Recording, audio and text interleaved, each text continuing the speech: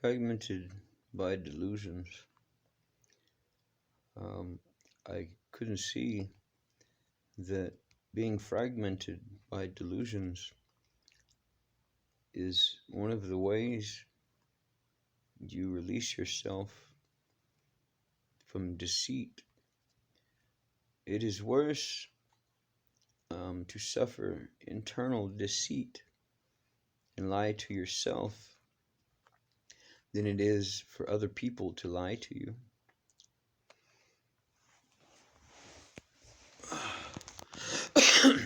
Only because self-love, in my opinion, and I believe it to be a fact, is more important than the love of other people.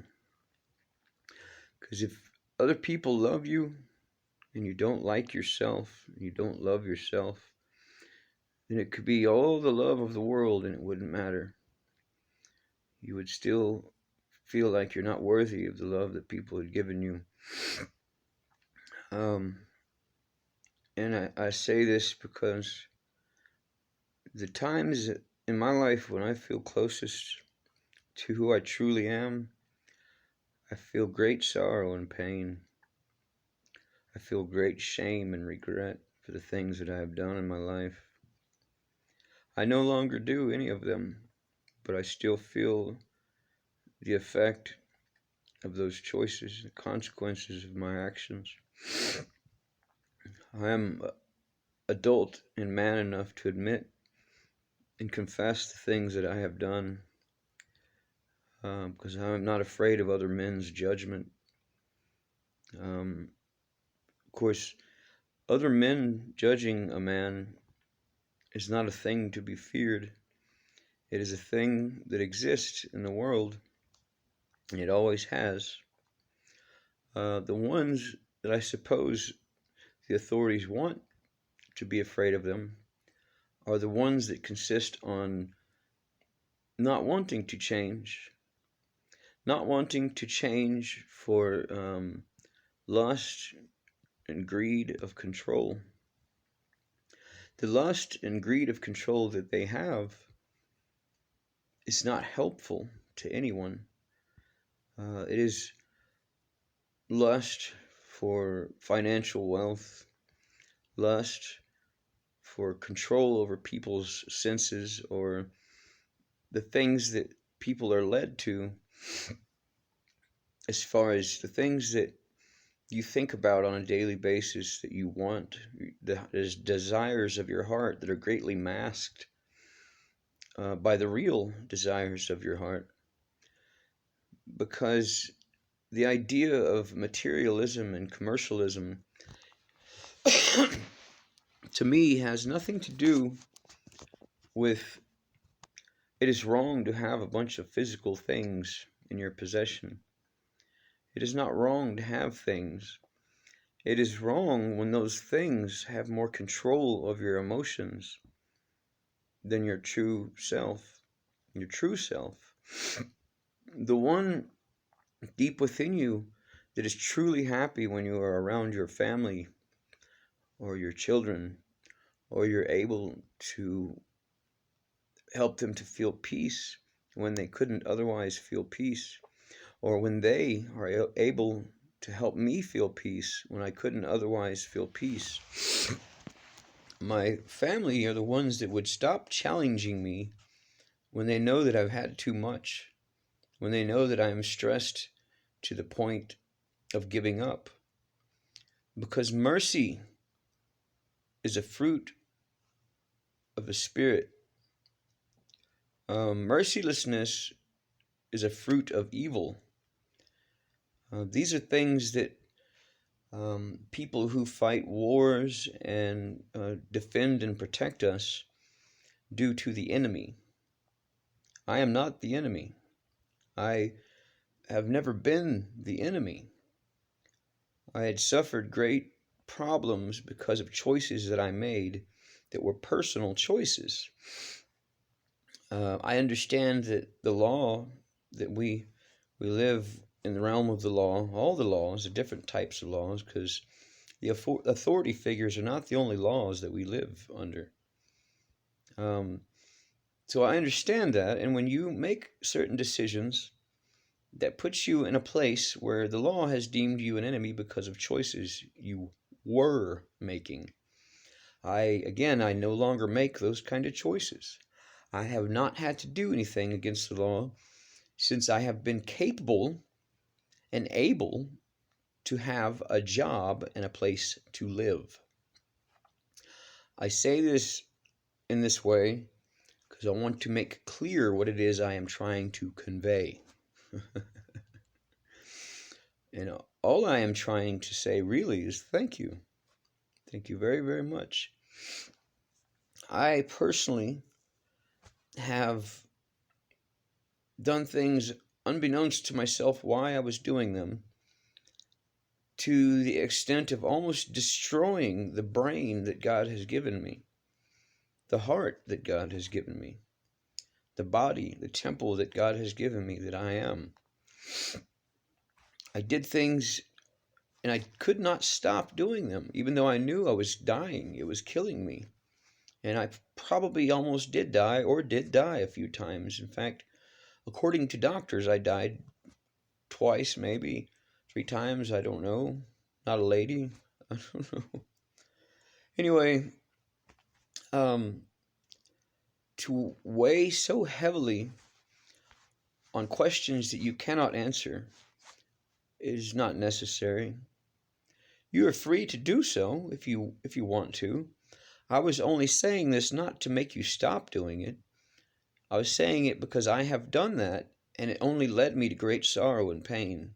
Not because I was denying the pain that was within me, but because I felt I might need to deny the pain of the external world. The external world will always be what it is. I would hope with all of my heart that the world changes in ways that are good.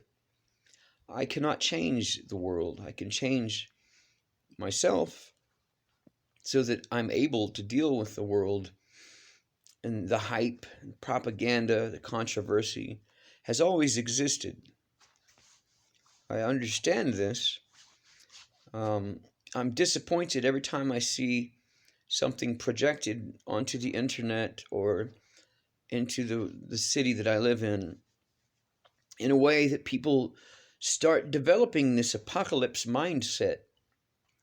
Now, if there is such a thing as an apocalypse, do you think it's helpful for people to be that afraid and terrified to the extent that they are rioting, stealing from each other?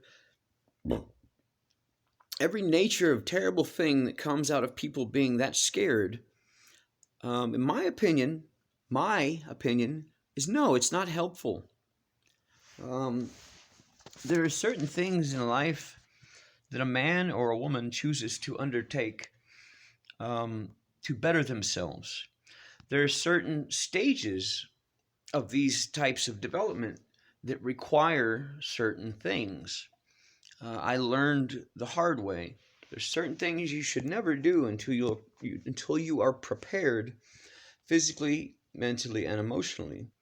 There are certain things that you have to do to become emotionally, physically, and spiritually able.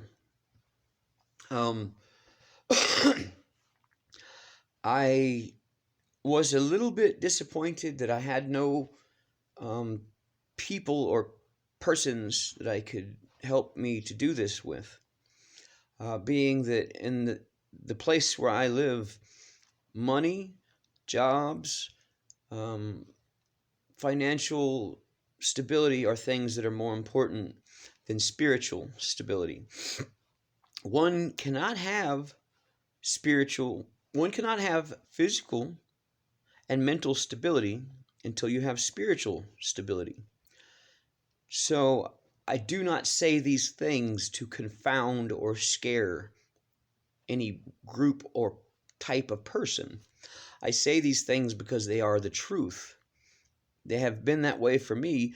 The reason why it's taken me so long to become a little stronger than I was before is because of that one thing. People think you cannot have spiritual stability until you have physical and mental stability. This is not the way. It is not the way. If it was, then it would have fixed itself years ago for me. And I'm not disappointed. I'm not sad. I'm not upset uh, because it is that way. So for me to be upset because something is the way it is would not be good for me or anybody else. To be at peace that something is wrong is the way. I know this. I know this because when I am at peace with something that is wrong, I no longer see it as wrong. I just see it as something that exists that I have to live with. And even if I am able to overcome it or go around it, it's still there. It's just like saying, because I don't believe there is a sky, now there is no sky. This is the same as someone saying, I am an atheist. I don't believe in God. So the person who does believe in God says, so now there's no God because this person said there's no God. This is irrational and nonsense. It doesn't matter that someone else doesn't believe the way that I do because they don't live my life. They don't live in here. I do. The way that I found comfort and peace in my life is believing that there is a benevolent, loving, kind, and wonderful Creator. And even as I say this right now, I hear a dove crying outside. And I say that because people believe doves as to be like an angel of peace. And every time I adapt my mind to believe that way, doves come around me. And it makes me feel like I'm important or I'm special to God. And I believe with all of my heart that all people are special and important to God. The lowliest of man is just as important as the richest, most wealthy man. And it is a fact because the world will see the lowly man as a lowly man. The world will see the rich man as a rich man. The rich man will get bothered and pestered and given burdens way more than the lowly man. The lowly man in today's time is usually freer than the rich man because people have high expectations for the person who has great wealth and such things. So the reason I felt compelled to say this is that there were certain things that I began to practice out of, to be honest with you, fear of death. And when I say the fear of death, it wasn't that I was afraid of where I was going when I died. It was that I was afraid that I would not accomplish what I wanted to accomplish with my life before I died. And then I really had to weigh what it was I wanted to accomplish and how important it was really. And when I did that, that's when I began to realize it's not that I don't want to accomplish those goals anymore. It's that they do not weigh me over in sadness anymore. One of my only main goals was to produce my music in the most beautiful professional form I could think of because I have love for myself. So to show honor to one's self, I would, just like the story of Cain and Abel, Abel brought God his very best. And God showed favoritism to Abel because he brought him his very best. Cain brought him his second best because he wanted to keep his very best for himself. So God showed honor to Abel because Cain dishonored God by loving himself more than God. So the same could be said about honoring yourself. If you want to love yourself, then the one thing that you are best at do it to the very best 100% of your ability.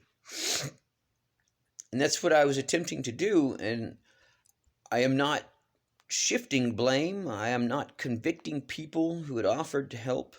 But I am going to say that when I had had offers, knowing that I don't have enough money to pay a producer or any of this kind of stuff, I can barely get by on what I have right now. And people offered to help.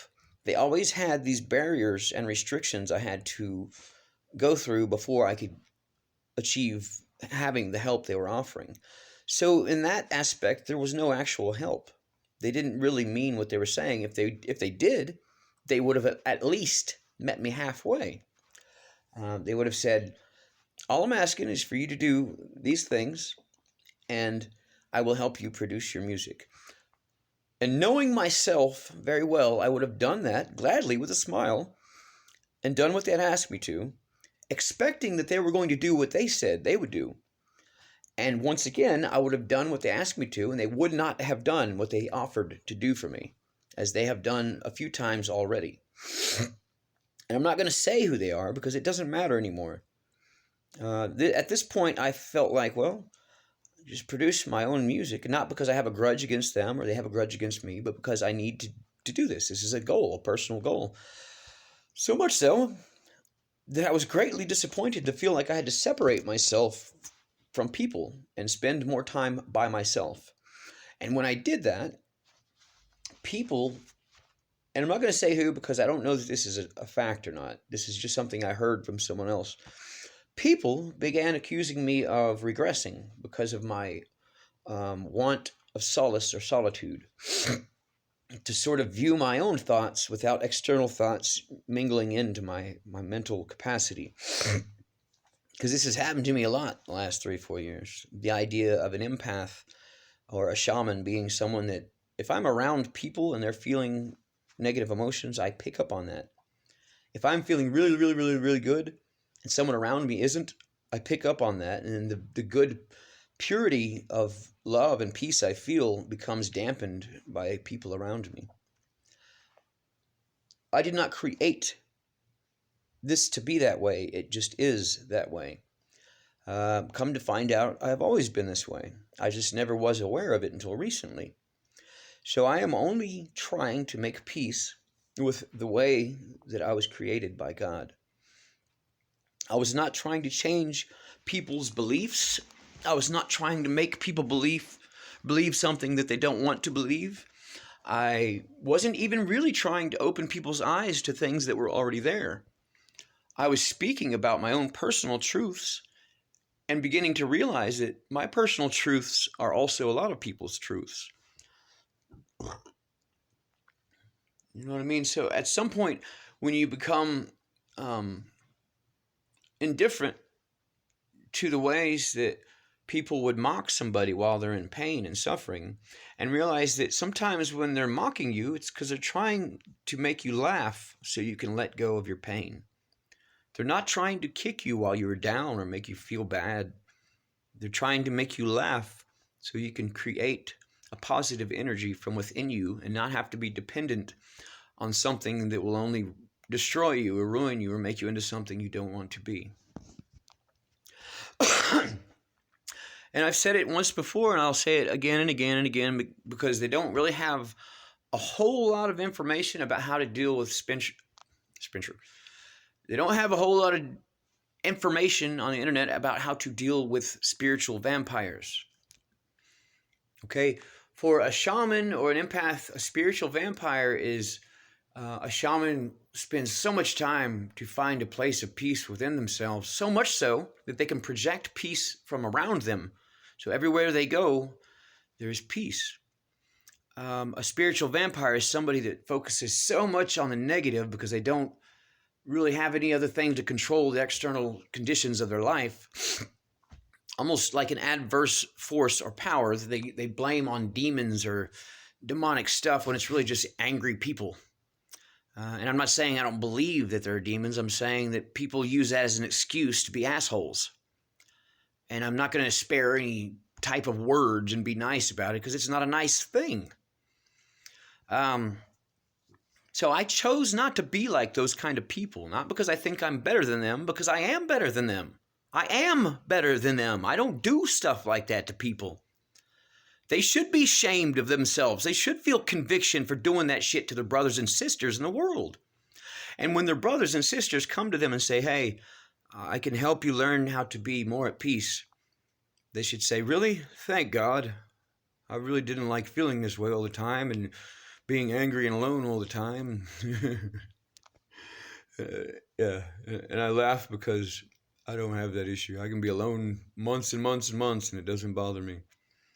Because I'm not alone. I'm never alone. Even when I am alone, there are very beautiful things that are around me, even if I can't see them. Sometimes I do.